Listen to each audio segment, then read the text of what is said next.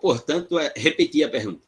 Quando você se depara com um texto que o autor está lá e o autor tenta interagir com você e pergunta, se você está estudando processo penal, se você já chegou ao Instituto das Fontes, aquilo que particularmente chamamos de o núcleo imaginário do processo penal, o núcleo imaginário de legalidade do processo penal, que seria, portanto, essa estrutura normativa, dogmática, que vai dar toda a estética de legalidade para uma teoria dos procedimentos judiciais ou uma teoria dos procedimentos jurídico-processuais penais. Quando o autor diz há uma teoria constitucional, o que ele está querendo dizer com isso?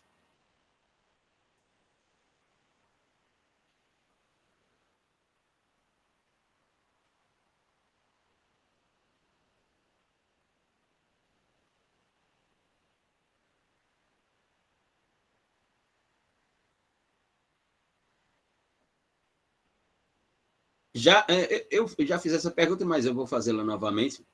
Já tiveram direito constitucional, correto?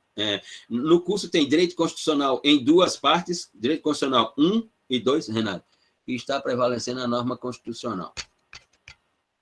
E a Constituição seria a base para o processo penal. Exatamente, Luciano.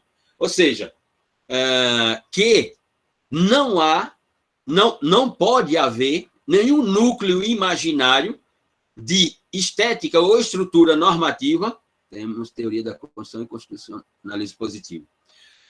Muito bem. Não pode ter nenhum núcleo imaginário ou uma estrutura normativa dogmática que não nasça da Constituição. Ou seja, se é fonte de um direito processual penal, se há uma fonte desse direito processual penal, essa fonte tem que nascer na Constituição. Por quê? Porque o modelo de Estado é o modelo do Estado constitucional de direito. É o modelo de Estado constitucional de direito, repito, portanto. Então, essa é a ideia. As fontes, seja no direito material ou no direito processual, seja ele penal, civil, administrativo, só podem ser fontes se nascerem da Constituição. Não quero fazer nenhuma provocação, né, mas há uma pergunta que é interessante. A pergunta não foi levantada por mim. Essa pergunta não foi levantada. Eu vou colocar aqui o nome do autor, porque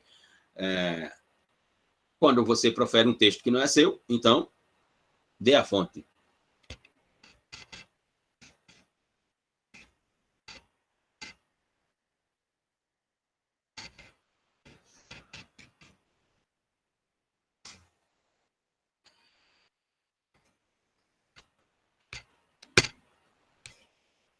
A pergunta foi levantada pelo constitucionalista alemão Karl Loewenstein. Se notarem, se prestarem bem atenção, todos os direitos de ordem material e imaterial, todos os direitos de ordem material e imaterial, com a modernidade, com o paradigma da modernidade, ou seja, qual é o paradigma da modernidade no campo do direito? A invenção do Estado, né, e a organização do direito.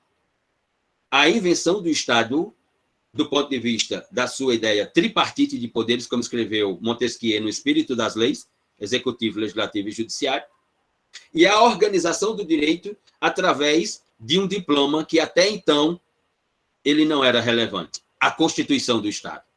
Se deve haver um Estado, para cada Estado tem que haver uma Constituição. Se tem uma Constituição, é porque há um Estado. Se tem Estado e Constituição, é porque nós estamos na modernidade. Fora da modernidade, não tinha essa composição. À luz desse pensamento, Karl Loewenstein vai dizer o seguinte: se observarmos com atenção, vamos notar que esse paradigma do Estado constitucional de direito, e, portanto, Estado e Constituição, né, ou Constituição do Estado, faz nascer algo intrigante. Todos os direitos, do ponto de vista material ou processual, para ser direito, é preciso ser direito constitucional, ou não é constitucional. Ou seja, para ser direito penal, é preciso ser um direito penal constitucional, vai dizer Karl Loewenstein. Por quê? Porque é preciso ter os princípios penais constitucionais, e ainda mais divididos. Princípios penais constitucionais explícitos na Constituição e implícito à Constituição. Ou seja, os princípios penais constitucionais que estão na Constituição, normativamente previstos, como o princípio da legalidade, né, e outros. E os princípios penais constitucionais implícitos à Constituição, que estão espalhados pelos tratados internacionais de proteção e defesa dos direitos humanos. Aí ele diz assim, o direito do trabalho, para ser direito do trabalho, foi preciso ser transformado num direito do trabalho constitucional. Colocou-se o trabalho, no caso da nossa Constituição, de 88, colocou-se o trabalho no artigo 6º, como um direito fundamental, constitucional, coletivo. Ora, o próprio direito administrativo, para ser um direito administrativo, foi preciso ser transformado num direito administrativo constitucional. É só olhar o artigo 37 da nossa Constituição e lá estará a base do direito administrativo, que se ela não for cumprida, ele não é um direito administrativo. Ele tem problemas de juridicidade. Né? Juridicidade, ou seja, tem problemas de estrutura jurídica. E assim se espalha, ou seja, o direito penal, o direito do trabalho, o direito civil, para ser direito civil, até mesmo o direito civil que antes... Exato, era o que eu ia falar agora, Maria Vitória. O direito civil, para ser direito civil, teve que ser transformado num direito civil constitucional. E a indagação que Karl Loewenstein levanta, ela é interessantíssima. Ela é óbvia, mas nós não enxergamos. O que é que ele diz? Se o direito penal, para ser direito penal, é preciso ser constitucional, o do trabalho é preciso ser constitucional, o administrativo é preciso ser constitucional, o civil é preciso ser constitucional, não cabe uma indagação elementar? Pergunta Loewenstein. Qual é a indagação? Quem diz que o direito constitucional é constitucional? Aberta a sessão de perguntas.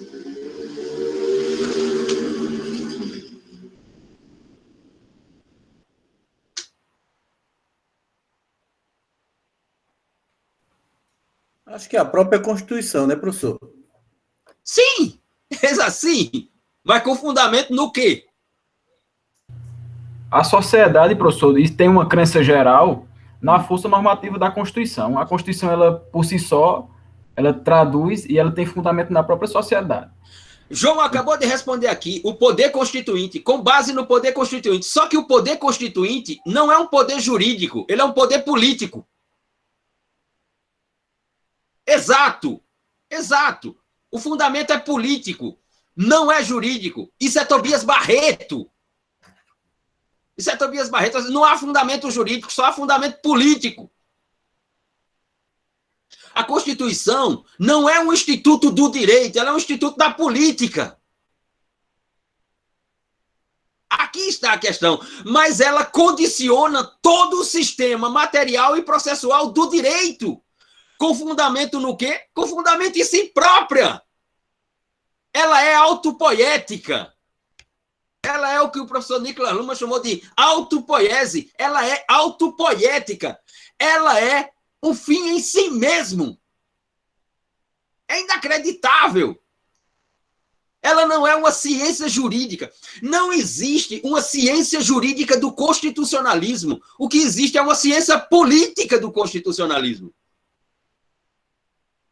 Daí a ideia de Tobias Barreto de que o direito, o ius puniendi, não pode ser um direito de punir, ele só pode ser um poder de punir por causa da questão dos fundamentos.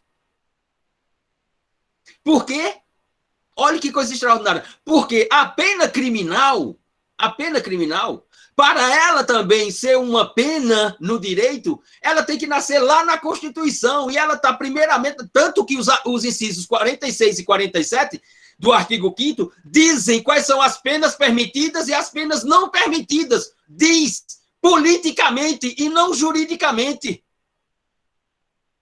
Está aqui a genialidade de Tobias Barreto no século XIX. E que esses cretinos que escrevem manual não fazem a menor ideia do que é isso. Não fazem a menor ideia do que é isso. Mas um menino saído do interior de Sergipe, mas que falava 5 línguas e que, portanto, podia pesquisar o direito ou os sistemas de direito em 5 línguas, conseguia construir esses textos maravilhosos. Mas nós não sabemos quem é Tobias Barreto no curso de Direito no Brasil. Mas você vai na Alemanha, numa universidade como a Universidade de Heidelberg, por exemplo, e o professor entra numa sala de aula para dar uma aula sobre teoria do direito, sobre sistemas jurídicos, e o texto que ele tem na mão é o texto de Tobias Barreto, de 1878. Isso traduz o quanto nós estamos atrasados no estudo superior jurídico no Brasil. Porque não conseguimos olhar para aquilo que nós somos.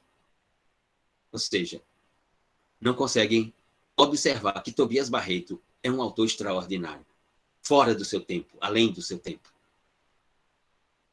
Só para abrir um parênteses aqui, as mulheres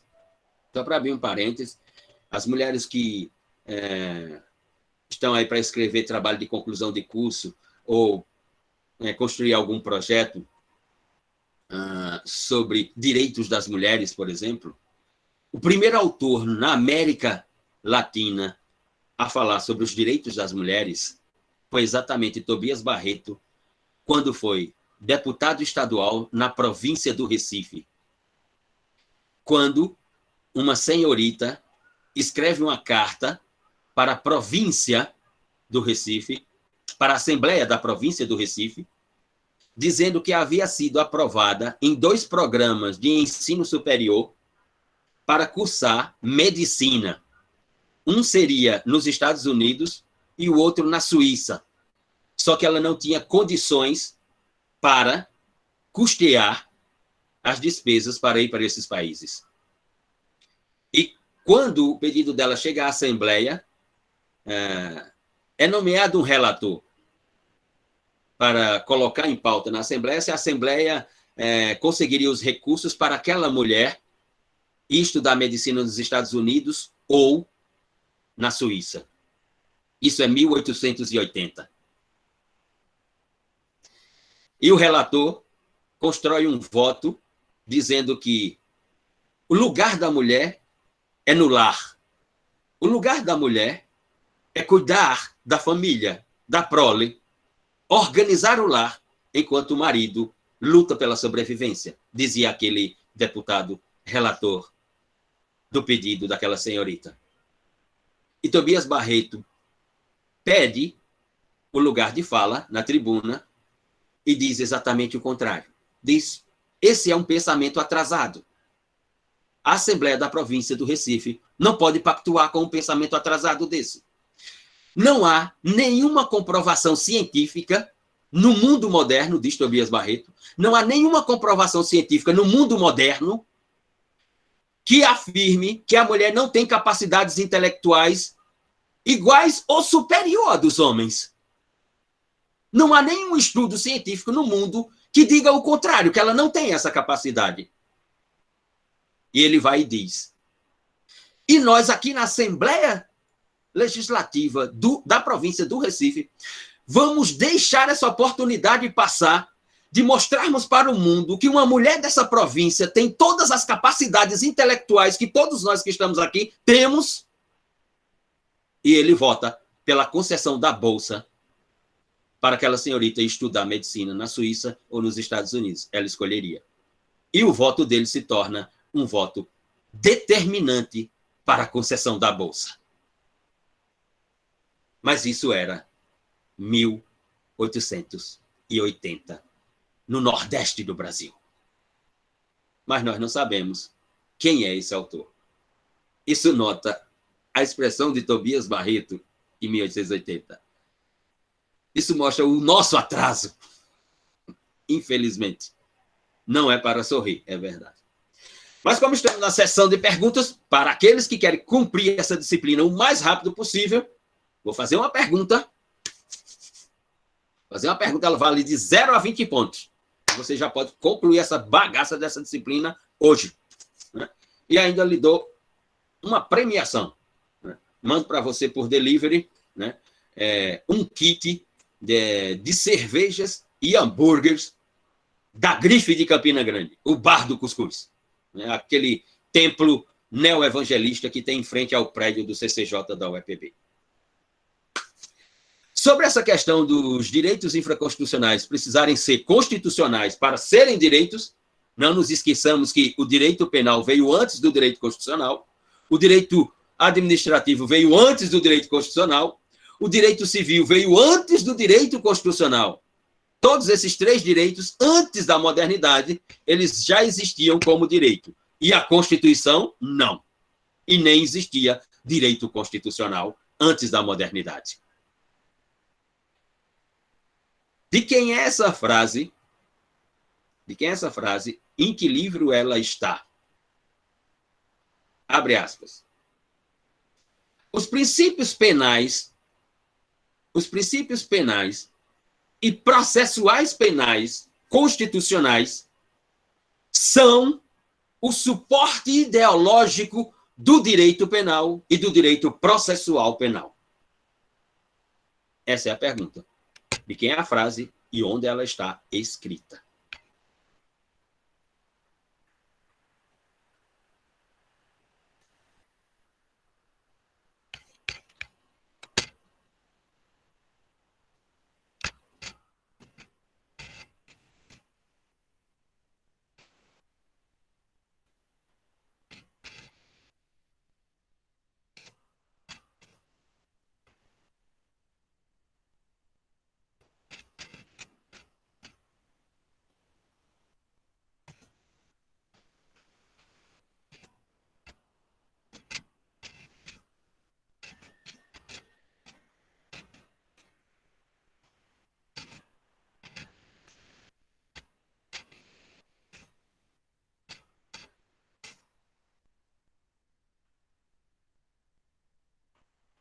A frase é de Giovanni Fiadanca. A frase é do professor Giovanni Fiadanca no seu livro Curso de Direito Penal. E também no seu Curso de Direito Processual Penal. Muito bem. Então, vamos às fontes.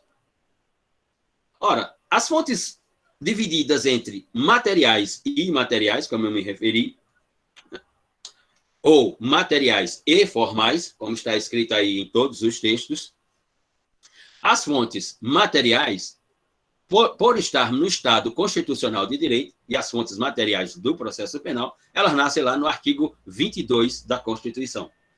No caput do artigo 22, sobre competência privativa para legislar, e no inciso 1, acerca das categorias privativas, ou seja, o artigo 22 estabelece que a União tem competência privativa para legislar sobre. E aí, está lá, é só você dar uma olhada.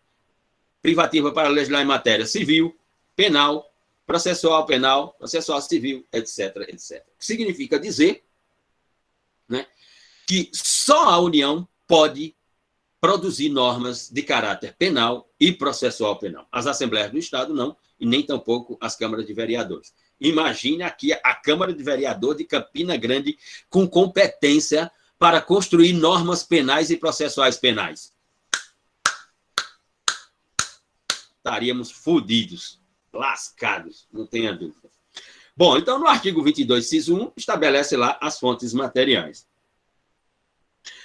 Também no parágrafo único do artigo 22, nós vamos encontrar a ideia do que é que os estados podem legislar em termos de lei complementar. E também, como fontes materiais, né, obviamente, as posições do Supremo Tribunal Federal traduzidas como súmulas, ou seja, posições sedimentadas, reiteradas pelo Supremo Tribunal Federal, pelo plenário do Supremo Tribunal Federal, e há aqueles que discutem também pelas duas turmas do Supremo Tribunal Federal. Aqui ficamos com o professor... Deixa eu ver se eu escrevi o nome dele certo.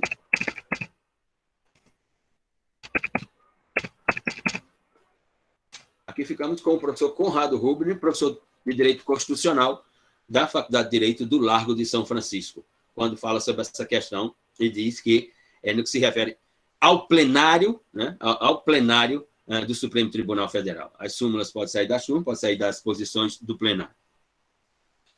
No artigo 24 da Constituição Federal, no artigo 24 da Constituição de 1988, nós temos, portanto, né, a competência concorrente ou a competência delegada para a produção normativa e, portanto, a criação de fontes desse processo penal. Só que, no artigo 24, né, a produção de uma estrutura normativa ela se dará apenas no campo do direito penitenciário, dos serviços forenses e dos juizados especiais, né, e não sobre processo penal ou teoria de procedimentos no processo penal brasileiro. Diz assim. O artigo 125, inciso 1, do nosso Código Penal, traz uma competência também, só que é uma competência ligada à organização judiciária. A organização judiciária, ou seja, ao sistema judiciário estadual, e não ao próprio processo penal. Então, vamos lá. Sobre fontes materiais, artigo 22, artigo 24, mas também uma previsão sobre iniciativas para a construção dessas fontes, lá no artigo 61, deem uma olhada lá no artigo 61, portanto, da nossa Constituição Federal de 1988. Muito bem. As fontes materiais, como eu disse, como me referi anteriormente, as fontes materiais elas são divididas em fontes imediatas e fontes mediatas. Eu estou falando de fontes imediatas no campo das fontes materiais, no sentido amplo, porque as fontes imediatas, elas vão se dividir entre fontes imediatas, sentido amplo, sentido restrito. As fontes materiais imediatas, no sentido amplo, eu estou me referindo à ideia das leis infraconstitucionais, todas as leis infraconstitucionais. Eu estou me referindo a ideias de complementações normativas dessas leis, atualizações dessas leis de infraconstitucionais. Eu estou me referindo a princípios esculpidos nessas normativas, ou seja, os princípios que têm estrutura constitucional. Mais uma vez aqui, não esqueçam, passaram lá pela disciplina de Direito Penal, princípios tanto implícitos na Constituição ou implícitos à Constituição, que estejam previstos nos tratados internacionais, e que esses tratados já tenham sido internalizados ao direito constitucional brasileiro. E aqui tomem cuidado, né, para ter atenção à emenda constitucional lá de 2004, a emenda constitucional 43 de 2004, sobre a criação do parágrafo 3º do artigo 5º da Constituição. Né? Até 2004, nós tínhamos apenas o parágrafo 1º e 2º, e os tratados eram internalizados ao direito constitucional pelo parágrafo 2º. Parágrafo 1º do artigo 5º vai dizer que esta Constituição, né, reconhecerá qualquer tratado de proteção de direitos humanos dentro do crivo do direito internacional público, blá, blá, blá, aquela coisa toda. O parágrafo 2º do artigo 5º da Constituição estabelece os critérios e as regras para a internalidade desses tratados. Para a internalidade desses tratados. Com a emenda constitucional de 2004, a denominada emenda constitucional da reforma do Poder Judiciário, nós tivemos a criação do parágrafo 3º do artigo 5º.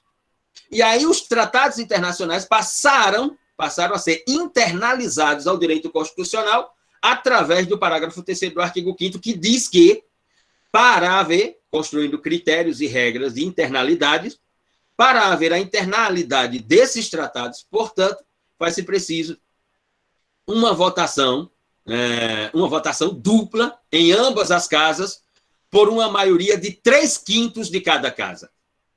A ponto da professora Flávia Piovesan, da Pontifícia Universidade Católica de São Paulo, escreveu um texto afirmando que, a partir de 2004, com a emenda constitucional da reforma do Judiciário, nós tivemos a edição do parágrafo 3º, que fez nascer a interpretação de tratados internacionais de primeira e segunda classes.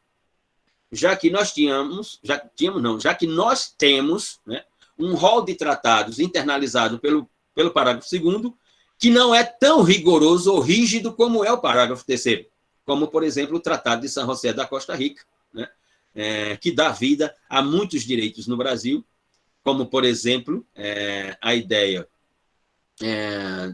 do Estatuto do Desarmamento à luz do Tratado de San José da Costa Rica, a ideia da audiência de custódia no direito processual brasileiro à luz dos itens 7.5 e 7.7 do Tratado de San José da Costa Rica, ou do Tratado Interamericano de Direitos Humanos.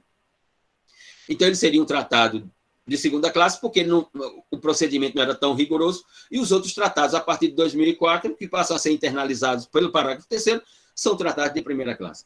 O que, inclusive, fez mudar, né, não diria mudar, mas transformou, digamos assim, ocasionou uma transformação da interpretação da teoria construída pelo professor Norberto Bobbio sobre a geração de direitos, né, direitos humanos de primeira geração, segunda geração, terceira geração, em que, no caso dos tratados aqui, também nós tínhamos, né, tratados entendidos de primeira ou de segunda, que passaram a ideia da dimensão de direitos humanos. Então, nós temos tratados aqui que têm uma dimensão de direitos humanos e outra dimensão de direitos humanos por causa dessa construção efetivada pela professora Flávia Piovesan, nesse sentido. Então, no sentido amplo, seria isso. Ora, mas eu tenho também as fontes, né, as denominadas fontes materiais imediatas no sentido estrito, que são aquelas estruturas normativas, ou como gostam os autores, ou como preferem os autores, as normas mandamentais estatais de estrutura tipicamente tipológica, ou de estruturas unicamente tipológicas. Ou seja, eu me refiro a fontes materiais imediatas em sentido estrito, quando eu estou à luz, por exemplo, de todas as normas previstas na parte especial do Código Penal brasileiro, que são todas normas tipológicas, ou a legislação penal especial, ou legislação penal extravagante, que trazem, ou que traz, né, normas de caráter de criação de crimes ou delitos, ou seja, normas tipológicas.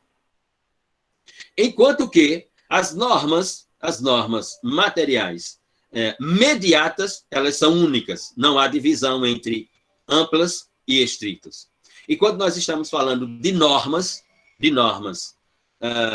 ou de fontes materiais mediatas agora, porque já falamos das imediatas, nós estamos falando de uma série, né, de dispositivos unitários, dispositivos aqui entendidos como, toda vez que eu olhar e tiver a ideia de uma fonte mediata, de uma fonte material mediata, eu estou falando dos costumes dessa teoria da sociedade, eu estou falando daquilo que o professor Miguel Reale coloca lá no seu livro Lições Preliminares de Direito, de 1977, como princípios gerais de direito. Eu estou falando de dispositivos administrativos, como as portarias. Por exemplo, tem uma portaria aqui já faz tempo que ela é interpretada como fonte mediata no direito, que é a portaria 344/98 do Ministério da Saúde, regulando, não regulamentando, mas regulando uma ideia de saúde e que passa a ser fonte dentro do processo penal, ou dentro do direito processual, né? E a própria ideia de jurisprudência, né? A ideia de jurisprudência aqui como fonte mediata do direito, e no caso do direito processual, que é o que nós estamos estudando, ou seja, da teoria do processo penal, a jurisprudência como a memória do direito, e ela se torna uma fonte, sem dúvida alguma, é sempre recorrente, os tribunais, o juiz, no caso, para decidir, no caso concreto, para decidir, os tribunais, no caso concreto, para decidir, sempre vão ao passado de si próprio, ou seja, sempre vão à sua memória, a memória que eu digo aqui, a sua memória é a memória do direito, e, portanto, essa memória do direito, ela é tida como a jurisprudência, ou a jurisprudência como memória do direito, digamos assim. E isso está também no livro do professor Karl Lawrence, Metodologia da Pesquisa Científica, né? Que você pode ir aí no Aristóteles Americano e baixar esse livro em PDF, uma tradução no português de Portugal. Karl Lawrence, vou colocar aqui o nome dele de novo. Karl Lawrence. O livro de Karl Lawrence, intitulado Metodologia da Ciência do Direito, em que ele coloca a jurisprudência como, digamos assim, um espaço de observação da ciência do direito, a jurisprudência como ciência do direito, essa é a posição de Lawrence. Isso, inclusive, gerou um debate grandioso com Rafael de Jorge, que Rafael de Jorge discorda dessa ideia da jurisprudência completa como a memória do direito. Ele defende uma ideia de uma jurisprudência seletiva como a memória do direito e não uma jurisprudência global como a memória do direito, digamos assim, defendida por Rafael de Jorge. Ora, então, eu tenho, portanto, as fontes. E as fontes mediatas, elas, portanto, estabelecem um caráter, digamos assim, né, um caráter de flexibilidade quanto ao princípio da legalidade. As fontes materiais imediatas, não, elas são rígidas. Mas as fontes materiais mediatas, por essa configuração de costumes, princípios gerais, portarias, como atos administrativos, etc., para muitos autores, estabelece uma flexibilidade da ideia de legalidade do processo penal, ou da ideia de legalidade própria do direito, digamos assim. Afinal, alguns defendem nesse sentido. Ora, e as fontes formais? As fontes formais se estabelecem dentro de todo esse conjunto, de uma ideia de um direito processual penal. Muito bem. Deixa eu ver. A doutrina seria... Como é que é? A doutrina seria o quê, Luciano? A doutrina seria mediata? Penso que sim. Penso que as construções dos cursos jurídicos, né, daquilo que Franz von Liszt chamou de manual, né, dos manuais de direito material e imaterial no sistema, na ciência do direito, passariam como fontes mediatas. Que hoje enfrenta uma crise, não sei se a palavra é crise exatamente, mas enfrenta muitas dificuldades no caso do direito brasileiro, porque a doutrina como fonte imediata, ela se comercializou muito, né? Com essa ideia dos manuais se tornarem não livros de direito, mas sim produtos do direito, né? Então, hoje é complicado falarmos da doutrina, e veja que ela dá um contributo na construção da própria memória do direito, né? De uma das ideias de memória do direito nas fontes imediatas, com a organização da jurisprudência. Nós temos, inclusive, nesse aspecto que eu me referi aqui, nós temos, inclusive, autores no Brasil que escrevem livros e livros de doutrina que você vai olhar, não é exatamente doutrina, porque são comentários às posições dos tribunais superiores, como o STJ e o STF. No campo do direito processual civil, por exemplo, o professor Nelson Neri Júnior e a sua esposa Vera Neri escrevem livros direcionados só a comentar as posições dos tribunais superiores, como o STJ e o STF, e comentando com base nas citações que os tribunais fazem dos livros desses autores. Isso passou uma ideia extremamente comercial no direito brasileiro e colocou a doutrina em grande dificuldade como fonte, né? Mas, sem dúvida, você tem razão. sem dúvida que ela deve ser interpretada como uma fonte. Não penso de forma diferente, pelo contrário. Nesse campo ainda das fontes, nós teríamos a ideia da interpretação da norma processual, né? Já que elas são fontes e elas são dispositivos normativos de várias naturezas, ora dogmáticos, ora não dogmáticos, como os costumes, os princípios, etc. Nós temos, portanto, o campo da interpretação das normas ou o campo da interpretação das fontes do processo penal, traduzida aí por 5 categorias de interpretação. Primeira delas, a interpretação literal. Depois, a interpretação restritiva, ou seja, a interpretação literal no que se refere à escultura da norma, à escultura do dispositivo. Interpretação restritiva no que se refere ao alcance dessa fonte, e que, em matéria penal, ela tem um sentido. A ideia restritiva aqui tem um sentido em matéria penal e tem um sentido em matéria processual penal. Em matéria penal, ela tem um sentido restrito ligada à legalidade estricta, ou seja, à legalidade rigorosa, rígida, enquanto que no processo penal, essa ideia restritiva não é exatamente a ideia de uma legalidade estrita, já que o próprio processo penal, através das normas do Código de Processo Penal, estabelece uma flexibilidade quanto à interpretação analógica, no caso concreto, e propriamente ligada à ideia da memória do direito, interpretada como jurisprudência. Professor. Diga que foi. Silvio, diga. Já que o senhor acaba de dizer esse tipo de observação em relação à norma, me restou uma dúvida aqui. No caso do uso da jurisprudência como fonte do direito, já que a Constituição é a fonte primária, né? Sim, sim. A fonte primária, onde vai se beber realmente para formar toda o direito material, né? Sim, sim.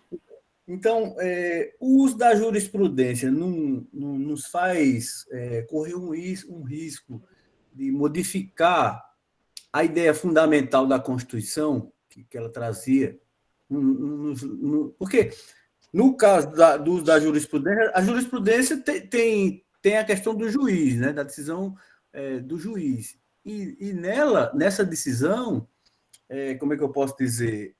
Ela vem carregada da situação real. Você entendeu? Sim, sim. Que traz um risco a desproteger o que a Constituição tentou trazer para a norma, não? Sim. Não sei se eu consegui exprimir a minha dúvida. Veja, vamos lá. Conseguimos exprimir, sim, e não tenha dúvida que a jurisprudência, ela pode não, a jurisprudência, no caso concreto, ela fragiliza enormemente a Constituição. Não tenha dúvida sobre isso, Silvio.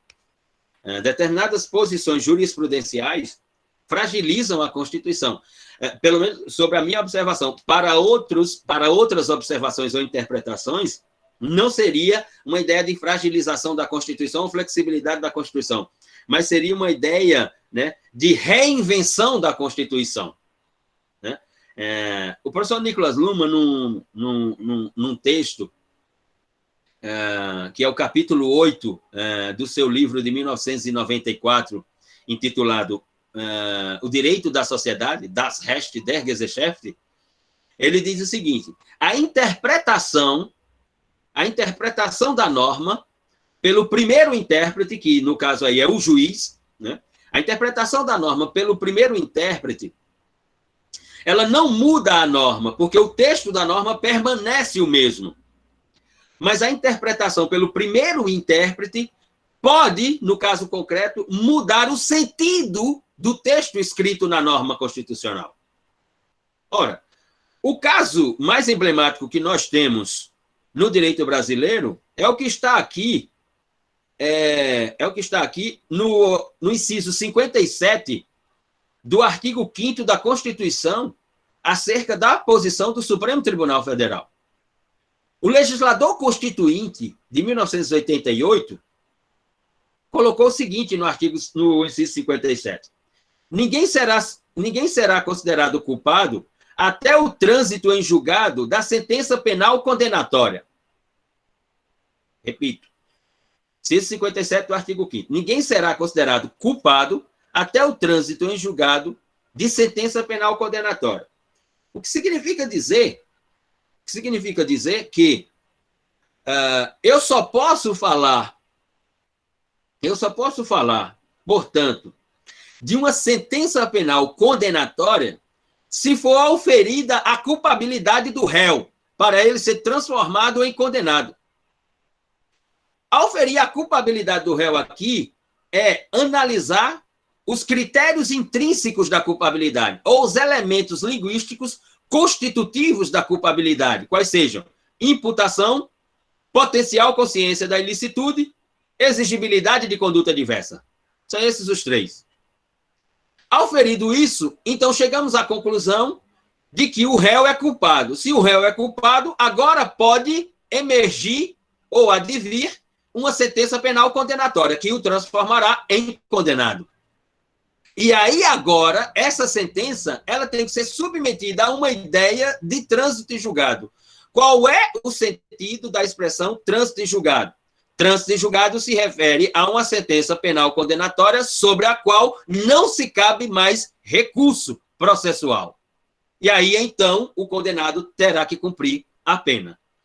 Ora, o Supremo Tribunal Federal, salvo engano, mas vocês podem ir aí no Aristóteles americano e me corrigir, mas, salvo engano, de 2012 para cá, o Supremo Tribunal Federal já mudou sua posição jurisprudencial sobre o inciso 57 4 vezes, se eu não estiver enganado.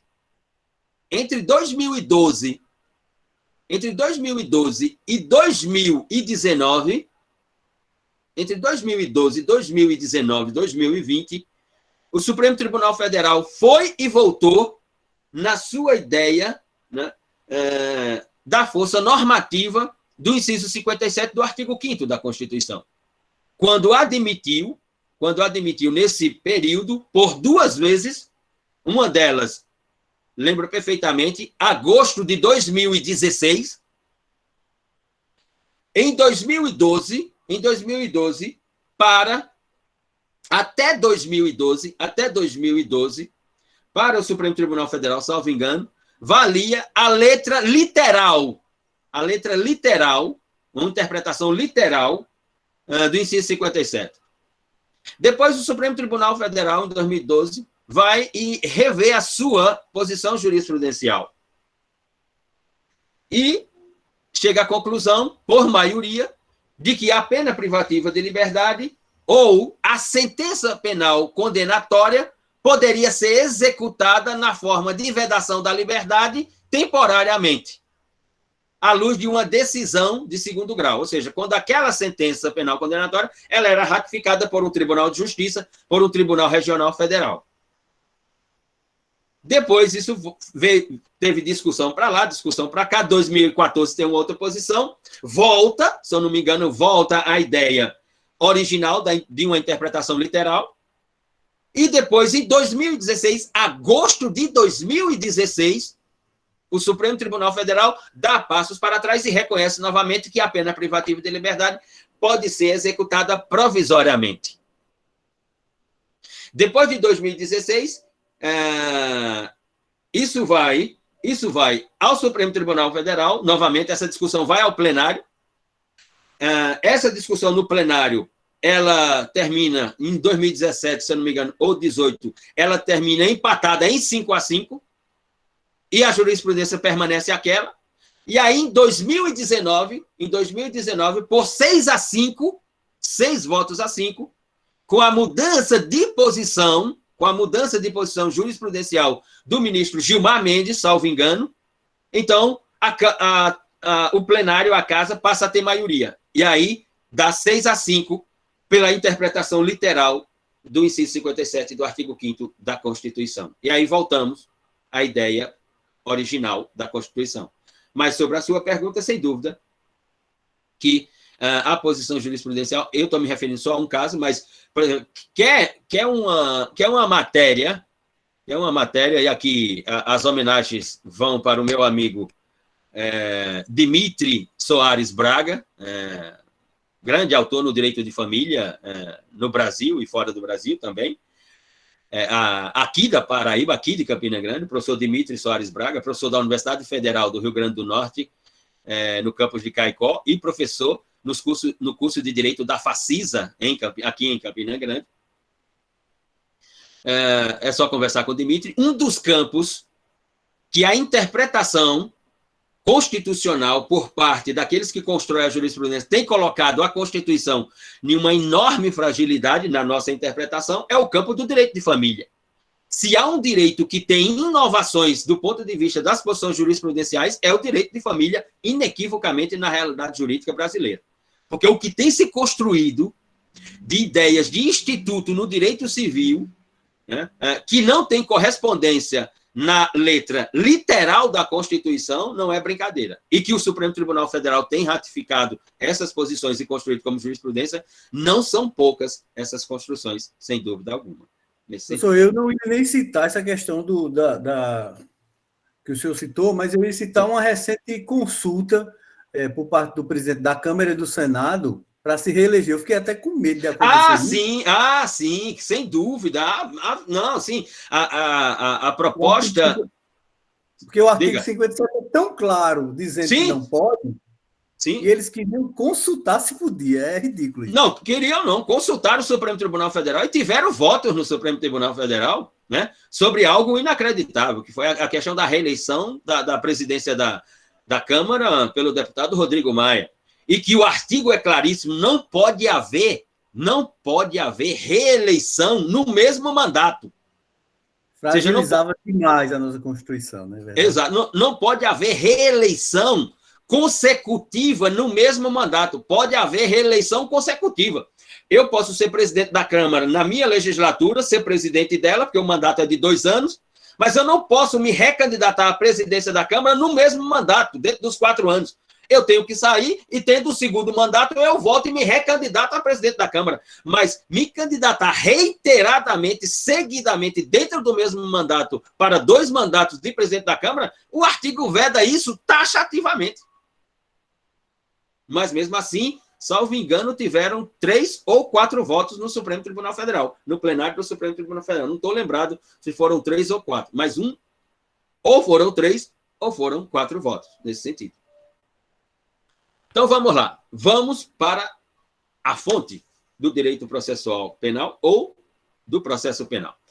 Nós já passamos por lá, mas não custa dar uma retornada lá nos primeiros artigos do nosso Código de Processo Penal, Decreto 36/89, quando no artigo 1º o legislador coloca que o processo penal será regido no território brasileiro, né, pelo Código de Processo Penal, Decreto 36/89, ressalvadas, e aí traz 5 ressalvas que diz respeito aos tratados, às prerrogativas constitucionais do presidente, os processos de competência da Justiça Militar, a ideia de competência de um tribunal especial, previsto lá no artigo 122 da Constituição Brasileira, a ideia dos processos de crimes de imprensa à luz do julgamento da ADPF 130 pelo Supremo Tribunal Federal.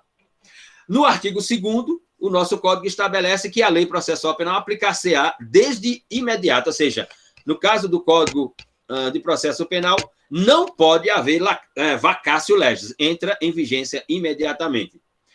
Veja os problemas, né? Veja os problemas que as ideias de vacatio legis, no que se refere àquilo que Tobias Barreto chama de o poder de punir, implica. Nós estamos aí vendo os problemas relacionados à Lei 13.709 de 2018, a tal da LGPD, que todo o capítulo sancionatório daquela lei, todo o capítulo de punibilidade daquela lei, que são punições unicamente no campo das multas, não tem outras, unicamente no campo das multas, o capítulo está suspenso exatamente por uma previsão legal que diz que só entrará em vigência no mês de agosto próximo. E tem um projeto de lei no Congresso, eu tive acesso 2 semanas atrás, que estabelece a vigência daquele capítulo de punibilidade da Lei 13.709 de 2018 só para o ano de 2022. Ora, uma das primeiras recomendações na configuração de fontes de fontes materiais do direito, principalmente quando nós falamos sobre direito penal e direito processual penal, é de que a norma tem que entrar em vigência imediatamente. Imediatamente. Exatamente pela ideia de punibilidade trazida, né, intrinsecamente nas estruturas das fontes no campo do direito penal e do direito processual penal. E no artigo 3º, né, o legislador colocou que a lei processual penal ela estabelecerá uma admissibilidade interpretativa por duas expressões: a ideia extensiva e a ideia da aplicação analógica. E nós estamos aqui exatamente no campo da observação dessas interpretações. Eu tinha falado da literal, da restritiva e da extensiva. Ou da restritiva, estava na restritiva. O artigo 3º fala de interpretação extensiva e aplicação analógica. O que, mais uma vez, no campo penal seria inadmissível. Mas no campo processual penal, eu tenho que interpretar como uma flexibilidade da legalidade processual penal. Tanto a forma extensiva como a aplicação analógica, né? E a interpretação que me parece extremamente adequada, e eu sustento, particularmente sustento, assim como uma série de outros personagens sustentam, tanto para o direito penal quanto para o direito processual penal, a ideia da interpretação teleológica sistemática. Ou seja, eu não posso interpretar, seja no direito penal ou no direito processual penal, construir uma interpretação divorciada da ideia sistêmica do processo penal.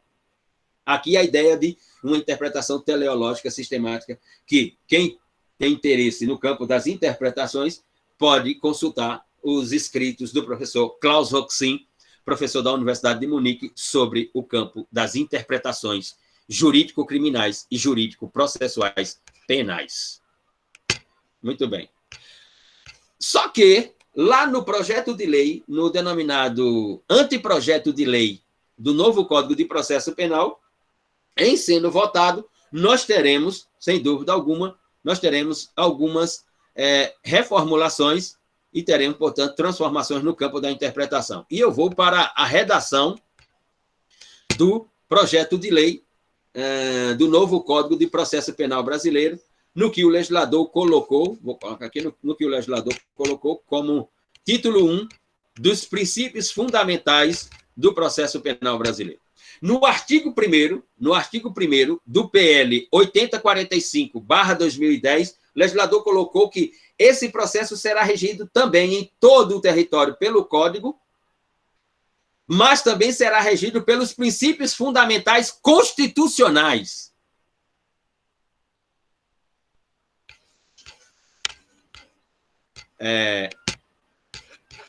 Colocou que o Código será regido pelos princípios fundamentais constitucionais.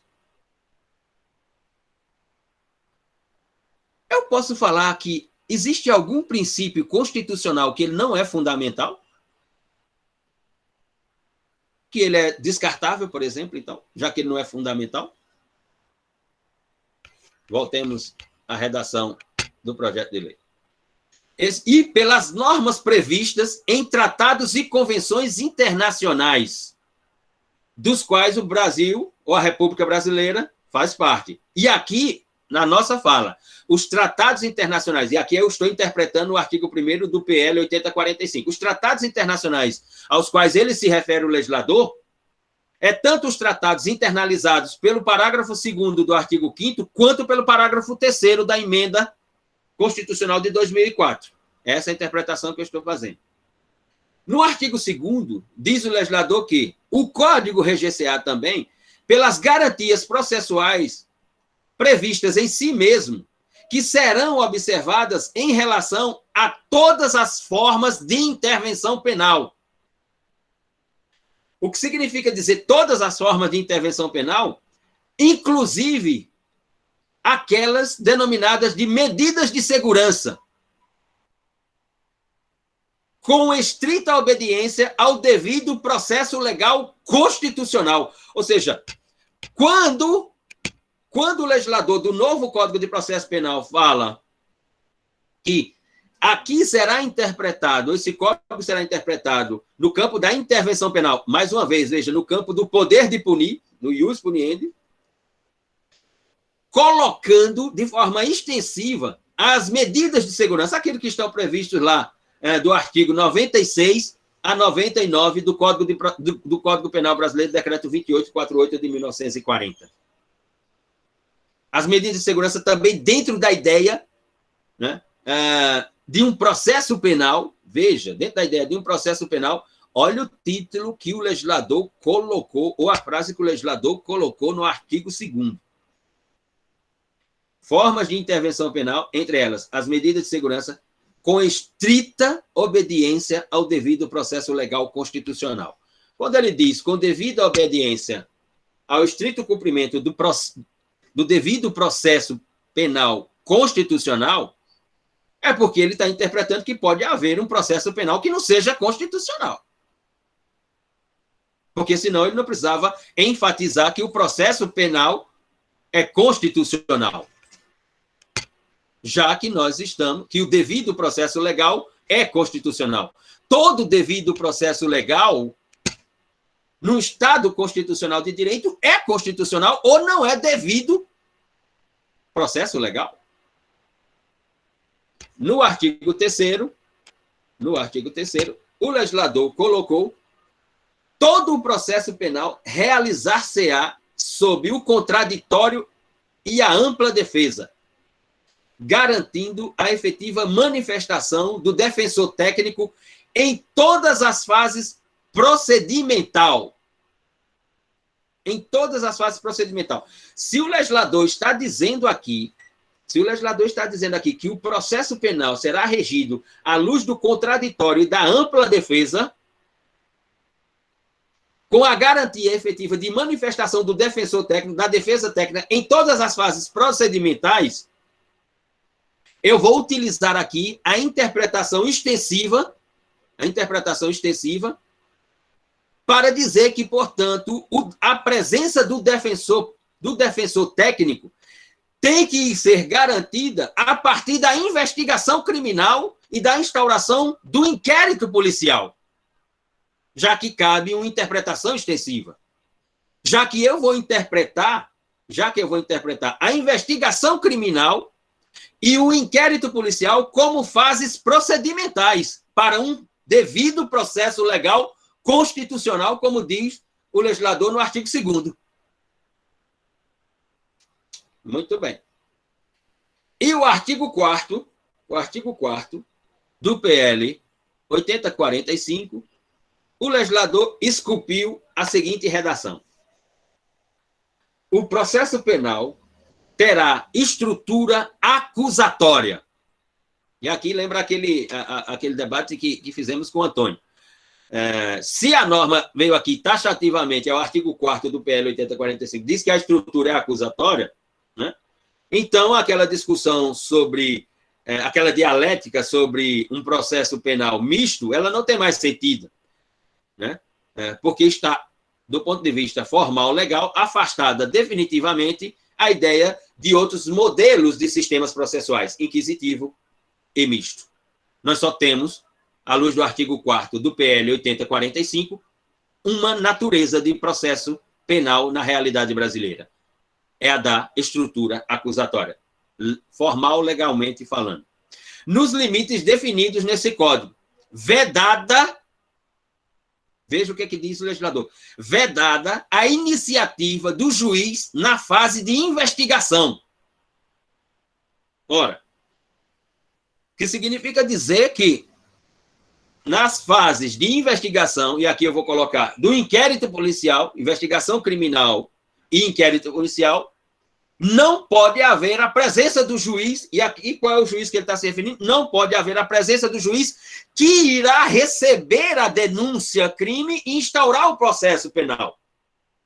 O juiz que receberá, o juiz que analisará o oferecimento da denúncia pelo Ministério Público e, consequentemente, ou não, a instauração de um processo crime, ou seja, o deferir do oferecimento da denúncia, não pode aparecer lá na fase de investigação. E também a substituição da atuação probatória do órgão de acusação. Veja, vou repetir a redação do artigo 4º do PL 8045. Literalmente, sem interpretação.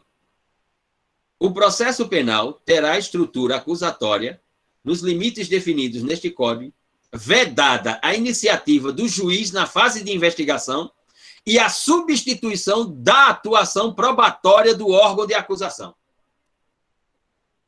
O órgão de acusação, estando presente lá na fase de investigação, estará presente até o final. Não estando presente lá, não estará presente em momento algum do processo. Ora, essa previsão aqui nos faz retornar ao decreto 3689, com redação dada pela Lei 13.964 de 2009. Quando o legislador da Lei 13.964 de 2019 colocou o seguinte no artigo 3º-A: o processo penal terá estrutura acusatória, a mesma redação do PL 8045, vedadas a iniciativa do juiz na fase de investigação, a mesma redação do artigo 4º do PL 8045, e a substituição da atuação probatória do órgão de acusação, mesma redação do artigo 4º do PL 8045.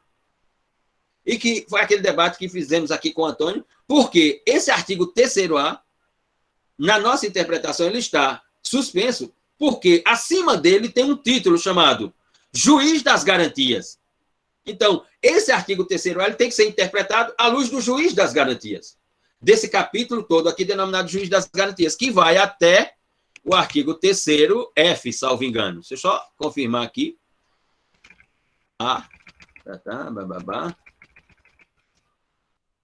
Exatamente, que vai até o artigo 3º-F, com um parágrafo único na sua redação. Então, essa é a estrutura formal legal do processo penal brasileiro, no que se refere ainda aos seus fundamentos. Sobre esse artigo 3º, da previsão A até F, nós reservamos uma aula específica para tratarmos sobre o juiz das garantias, para debatermos aqui, né, essa criação recente no direito brasileiro, mas que em outros direitos ela é antiguíssima, como no direito chileno, como no direito mexicano, como no direito argentino, como no direito belga, francês, italiano, alemão, etc. Nesse sentido.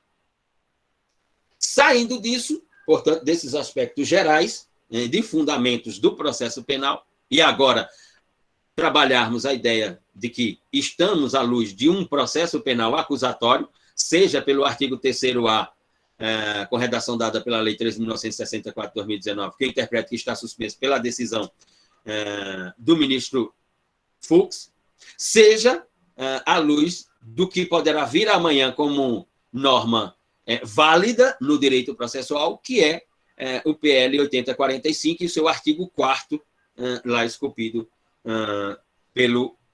pela comissão organizadora da redação do novo Código de Processo Penal. E vamos para um tópico seguinte no plano de aulas que vocês têm aí, que é a ideia dos sistemas processuais penais. E está reaberta a sessão de perguntas. O que é sistema? O que é sistema?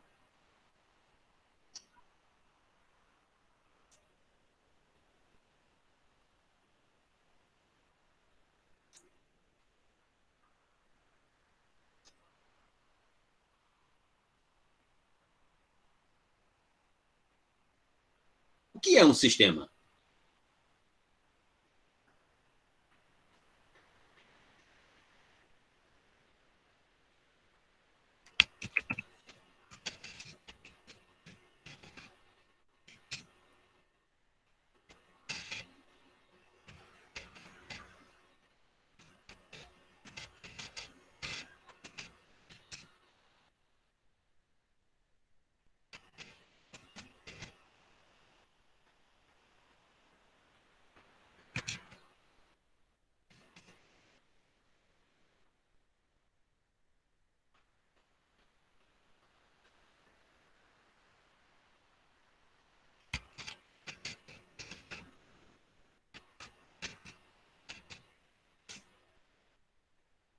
sobre sistema, e para depois você ir para o que são os sistemas processuais penais, faço a sugestão de que pesquisem as ideias, os conceitos, as definições de sistema de autores como Niklas Luhmann, como Ernest Glaserfeld, como Spencer Brown, como Deleuze, por exemplo, como Derrida, como Foucault e outros, só para citar a literatura francesa, por exemplo.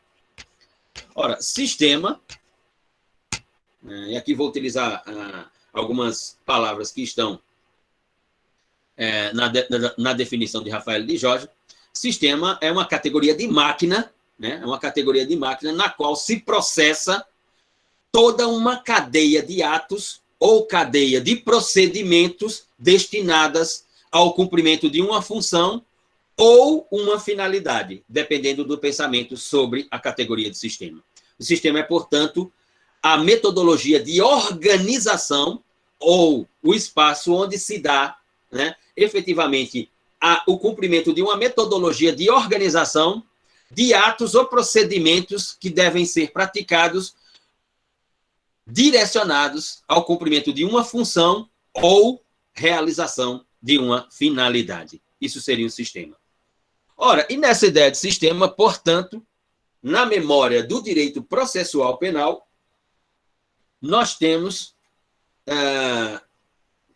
uma reiteração do que seriam esses sistemas. Poderíamos falar, portanto, daquilo que alguns autores constroem como memória dos sistemas processuais ou memória dos sistemas processuais penais. Para alguns, memória do sistema processual, porque ali se dava, em determinado momento, tanto discussões de caráter penal como discussões de caráter civil. A primeira memória que temos, ou o primeiro registro de memória que temos, é na Grécia, com a ideia dos sistemas.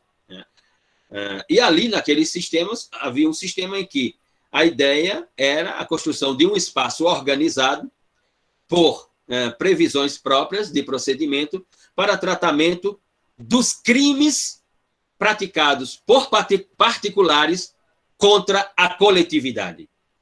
Ou seja, por crimes praticados por pessoas individuais contra uma coletividade chamada polis, a cidade.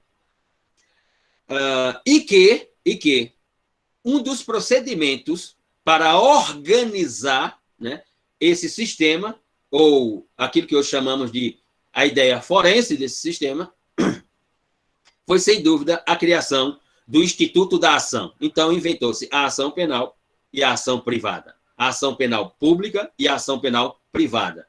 Porque ali os crimes eram de ordem público e de ordem privada, nesse sentido. Depois nós temos a ideia do direito romano, também ainda no paradigma grego, com a ideia do que é público e do que é privado. Só que, no sistema romano, o procedimento, ou a teoria do procedimento, se iniciava com a ideia de levar a um juiz, as provas que alguém tinha que outro cometera um crime contra si, um particular contra outro, ou que cometera contra a coletividade, contra a cidadania romana, contra a teoria da sociedade romana, digamos assim. As provas eram levadas a um juiz. Até agora, esses procedimentos, que se traduzem como um espaço de processo, não recebem nome. Ou seja, não é acusatório, não é inquisitivo, não é misto, é apenas processo, teoria do processo. E ali, portanto, aquela pessoa que tinha as provas que levava a um juiz, ela própria, a pessoa, fazia a acusação em público para o juiz, dizendo que tinha as provas. Juiz, tem as provas aqui. Isso se dava em público. A população assistia àquilo. Qualquer um do povo poderia levar as provas ao juiz e qualquer um do povo poderia pedir o lugar de fala para fazer as acusações numa tribuna que ela se dava num espaço, na cidade de Roma, num espaço designado exatamente para a realização dessa teoria dos procedimentos. E uma pergunta se torna elementar: e quem é esse juiz em Roma? Quem é esse juiz que tem essa competência para receber, veja, competência está em voga no discurso do Supremo Tribunal Federal. Quem é esse juiz que tem essa competência para receber de qualquer um do povo as acusações contra outrem com as provas em mãos? Ou trazendo uma testemunha? Esse juiz é o juiz eleito, isso, é o pontífice, o juiz eleito pelo Senado romano. É um juiz eleito pelo Senado romano.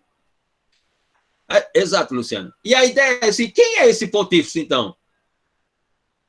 De que classe social esse pontífice vinha? Temos algum pontífice que veio do povo, que se tornou juiz?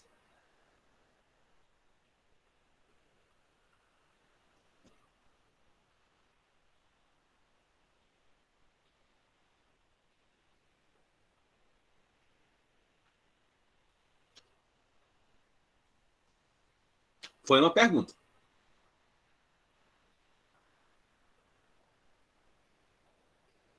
Nós só tivemos, à luz do direito romano, ideias de pontífice que veio, né, de uma classe que não era a nobreza, né, quando era um general romano que se tornava o pontífice, eleito pelo Senado. E ele se tornava general romano pelas suas conquistas de territórios e riquezas para Roma. Então, ele se tornava, através do título de pontífice, um recebedor das questões de direito para decidir no caso concreto. Só nesses casos. Mas, em regra, o pontífice, como juiz, era um personagem da nobreza. Isso explica muito sobre a função de juiz. Continuemos. Só um parênteses. Pessoal, não quero ser chato, né? Não, de maneira alguma, não quero aqui impor qualquer condição que seja, porque sou da ideia de pedagogia de convenção, ou seja, tudo deve ser convencionado entre o professor e toda a turma, mas lembre-se que nós estamos num curso superior, numa disciplina de processo penal. Você precisa falar e você precisa interagir. Nessa mesma faculdade, eu me refiro ao CCJ, tem professores aplicando critério de avaliação em que, se não tiver com a câmera e o microfone aberto, isso vai estar na avaliação. E não está convencionando isso, está impondo isso às turmas. Então, eu estou pedindo para você participar, para você interagir aqui, para você me provocar, me provoque, me faça as perguntas. Me coloque contra a parede, me faça as perguntas, eu lhe responderei. Agora, participe. A aula é interação, a aula é interagida entre professor e aluno, principalmente por ser uma aula, né? Principalmente, como eu já disse, aliás, já gravei vídeo sobre isso, já publiquei, a reitora da universidade sabe sobre essa minha posição, a coordenadora desse curso sabe sobre minha posição, a direção dessa faculdade sabe sobre minha posição, porque está publicado, principalmente por ser uma categoria de ensino remoto. Que, para mim, isso aqui, sinceramente, é um ensino de falsidade. A universidade institucionalizou a falsidade pedagógica entre universidade, professor e estudante. Mais 2 anos desse ensino em curso superior e nós estaremos formando uma legião de estudantes no vazio, no nada. Porque esse ensino, sinceramente, não penso que contribua para o aperfeiçoamento, o aculturamento e a qualificação profissional para os estudantes. Mas é o que temos. Estou pedindo para que você... Era passageiro, né, professor? Será? Será? O ano passado nós pensávamos que sim. Não há uma pessoa nessa universidade, por exemplo, que tenha pensado em março do ano passado que em março desse ano nós estaríamos aqui por ensino remoto. Me diga um que tenha dito assim, não, em abril do ano que vem nós estaremos ainda com ensino remoto, em março do ano passado. Não. A ideia era, não, em agosto, no segundo semestre, já estaremos de volta à sala de aula, estaremos de volta ao CCJ. Isso não aconteceu.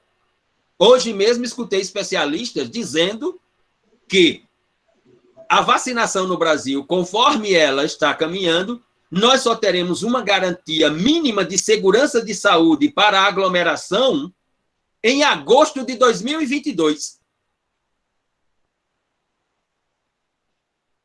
É sobre isso que estou me referindo. Muito bem. Quer falar, Paulo? Não, é exatamente isso mesmo que você está dizendo. É imprevisível para a gente, né? Nós esperamos realmente, porque a aula ela presencial, sim, há uma interação maior, né? É bem verdade. Agora, a gente também dá o que pode, né? Por exemplo, claro, a gente assiste a sua aula, uma excelente aula. Agora, certamente, a interação pessoal era muito claro, melhor. Mas eu concordo com você que é importante a nossa participação. Claro, claro. E principalmente, e quando eu falo de participação aqui, eu estou me referindo fundamentalmente ao estudante inquirir o professor. Sim. E a palavra que eu vou utilizar, que utiliza é essa, é inquirir o professor, indagar o professor, interrogar o professor. Eu penso que uma das principais funções do estudante, na condição de estudante, é exatamente levantar perguntas ao professor. E, à luz das respostas do professor, ele construir a sua ideia de aproximação ou distanciamento da posição do professor. Eu penso que esse é o papel fundamental.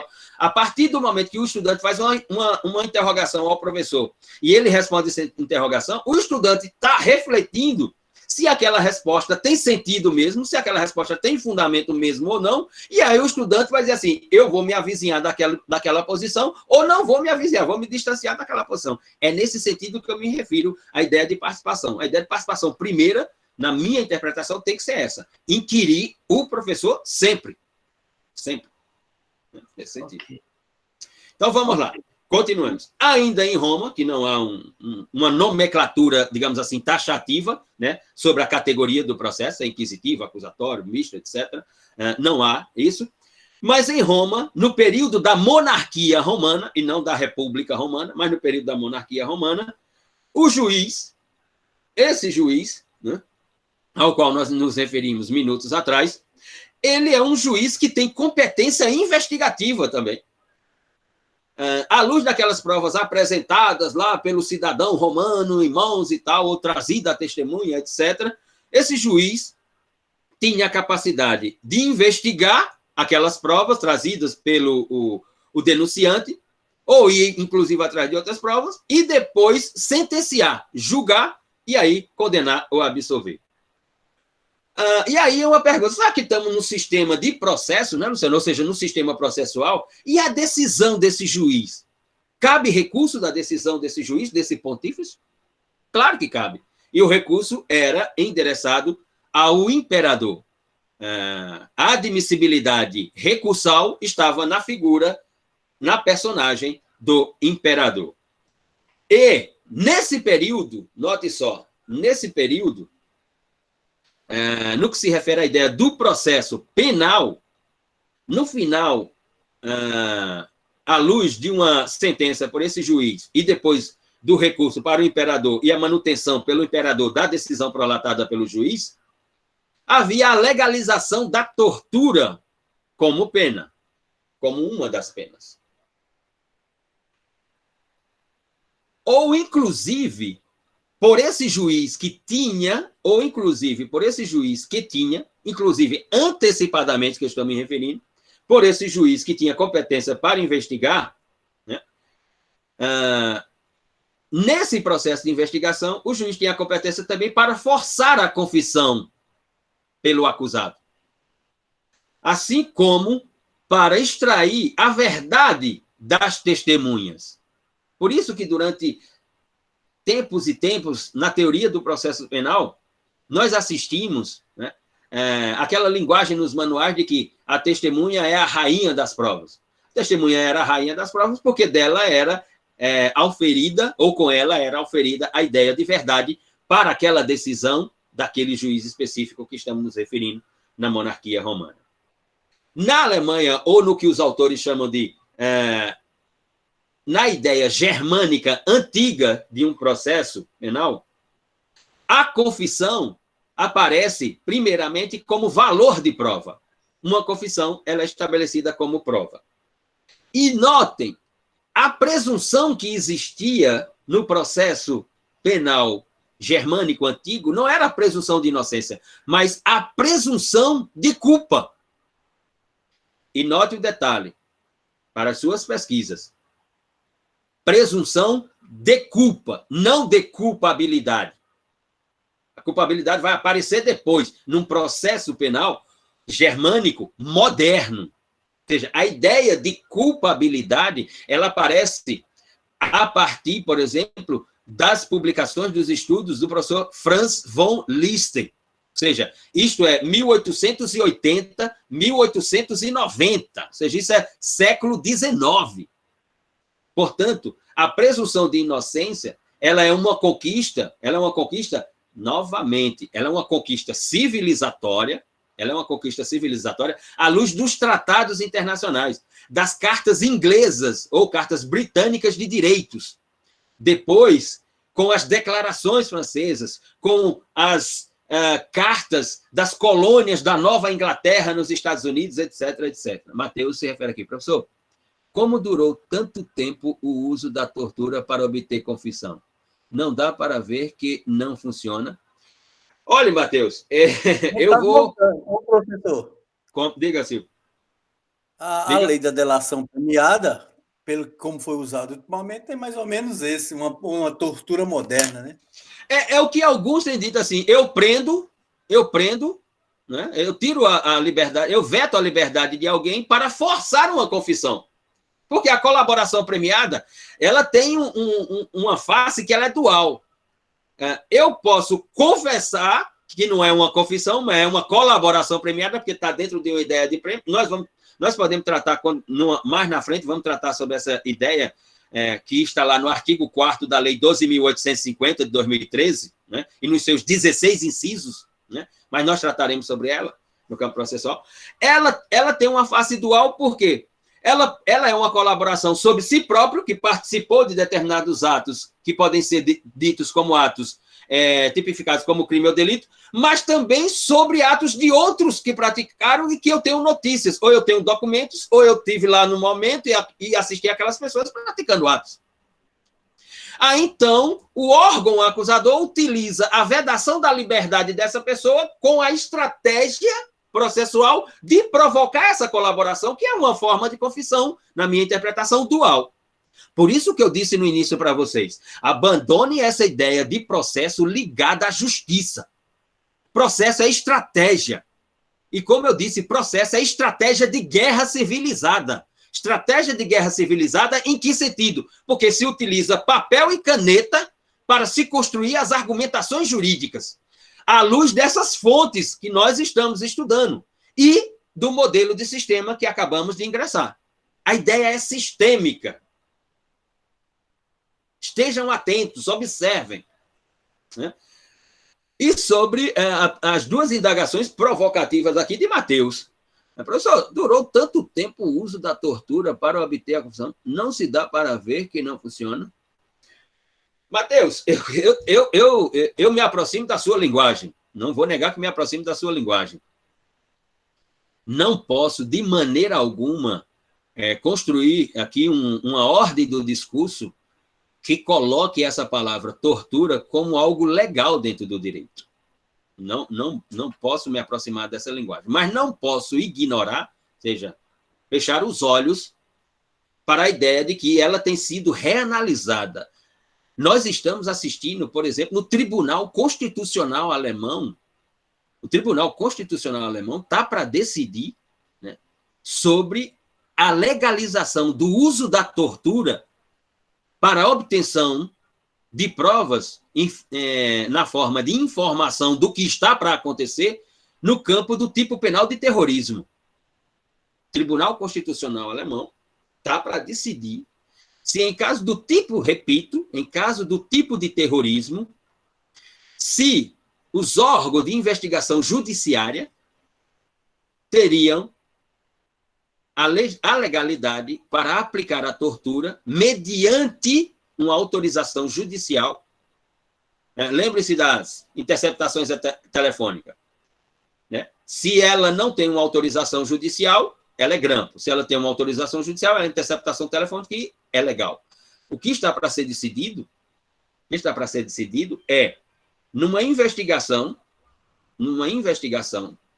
sobre o crime de terrorismo, a autoridade judiciária pode requerer a autorização a uma autoridade magistral, o juiz, para a aplicação de tortura a alguém que vai dar informações sobre um crime de terrorismo que está prestes a acontecer.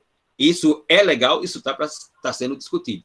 Gustavo, para usar a tortura, os estados usam a desculpa de que é em prol do interesse nacional. Exato, Gustavo. Essa é uma das argumentações.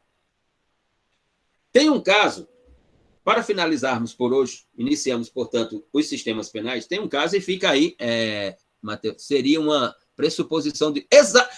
seria não só de culpa, não de culpa, Matheus, mas seria uma presunção de culpabilidade. Seria uma presunção de culpabilidade. Vou colocar aqui, para concluir por hoje, 2 casos que ficam para reflexões de vocês. E por isso o tribunal na Alemanha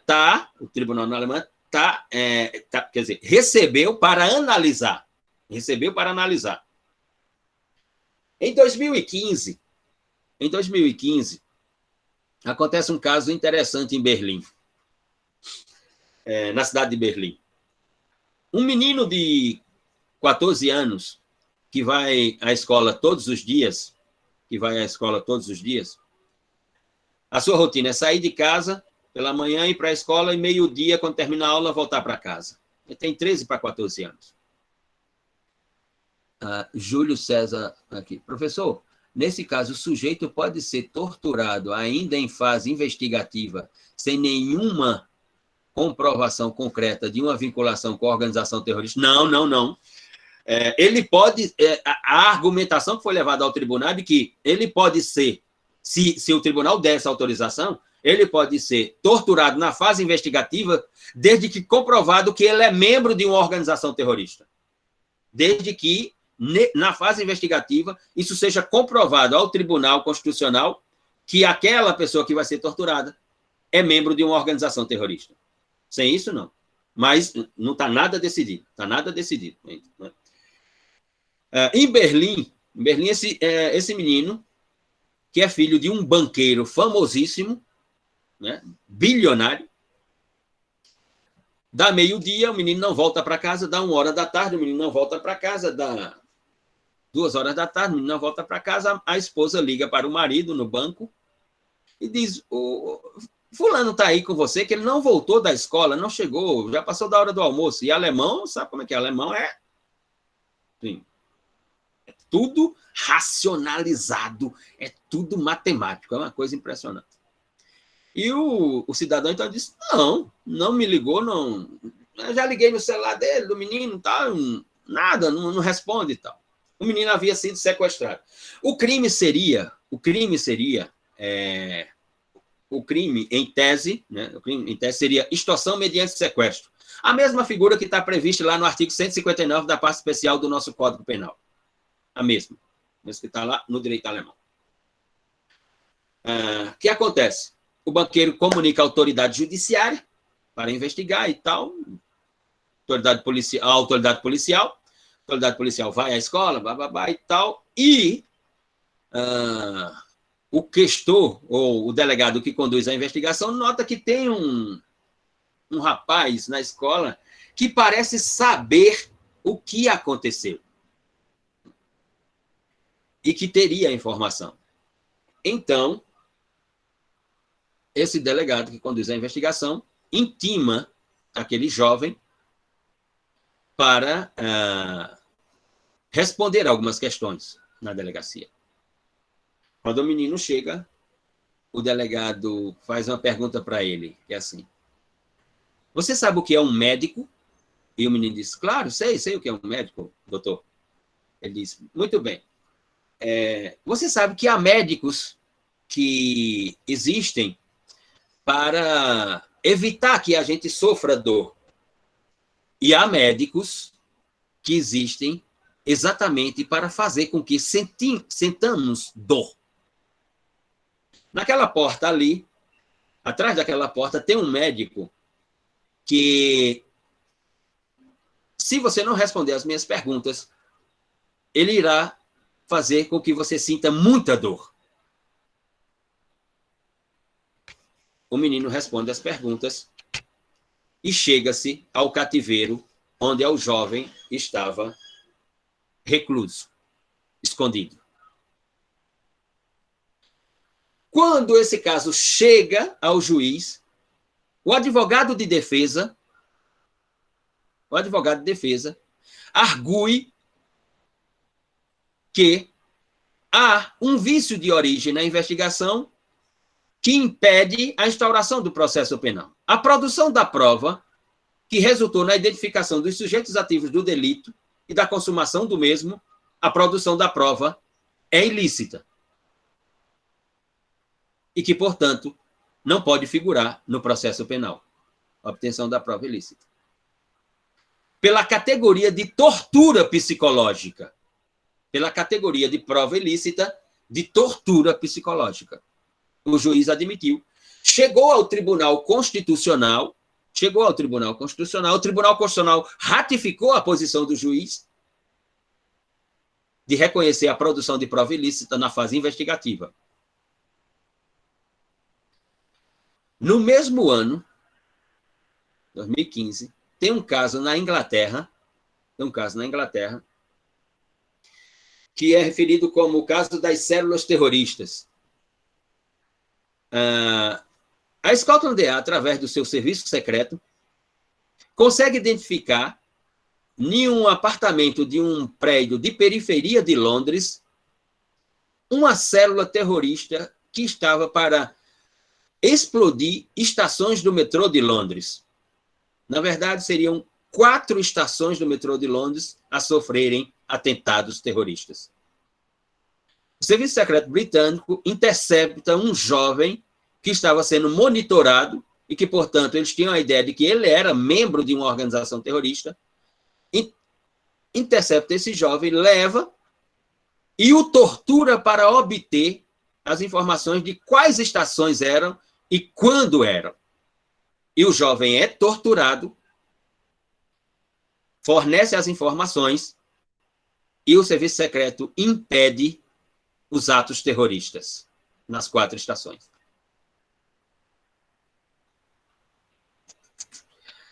O caso vai ao juiz. O juiz interpreta exatamente como... Quem foi que colocou aqui? Deixa eu ver aqui mais para cima. O juiz interpreta aqui. Para os estados usam a desculpa de que é em prol do interesse nacional. O juiz interpretou por uma ideia de segurança da coletividade dos cidadãos britânicos londrinos. E, portanto, que aquela tortura foi legal para evitar uma danosidade social sem precedentes. O caso chegou à Corte Britânica e a Corte ratificou a posição do juiz de que a tortura foi legal, porque evitou uma danosidade social que não teria como ser reparada. Agora é a Alemanha, através do Tribunal Constitucional, que está analisando isso por causa das ameaças terroristas na República Federal da Alemanha. Veremos qual será a posição do Tribunal Constitucional nesse caso. Naquele caso de Berlim de 2015, era um crime de extorsão mediante sequestro. O tipo penal agora é terrorismo. Veremos se a posição da Corte Constitucional se manterá sobre a tortura ou se ela analisará como for analisada no direito britânico. Perguntas, indagações, inquietações, manifestações?